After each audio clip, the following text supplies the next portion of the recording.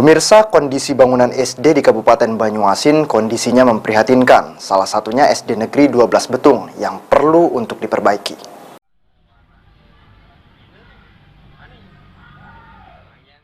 Bangunan sekolah dasar yang terletak di Kelurahan Betung, Banyuasin sudah mengalami kerusakan di sejumlah bagian bangunan, seperti atap, tiang penyangga, dan lantai bangunan.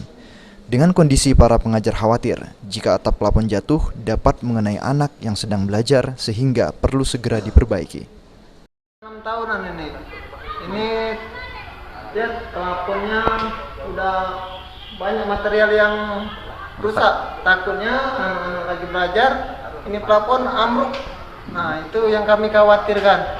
Ya, kami selaku pendidik, tenaga dan pengajar di sini berharap bantuan dari pemerintah pusat maupun daerah untuk merehab lah ini, karena apalagi kalau hujan agak tetesan air, agak kurang nyaman lah belajarnya siswa, dan juga kalau ada angin takut ambruk. Sejauh ini ada beberapa kondisi bangunan sekolah di Banyuasin yang butuh perhatian pemerintah dikarenakan telah usang. Sulaiman, PAL TV.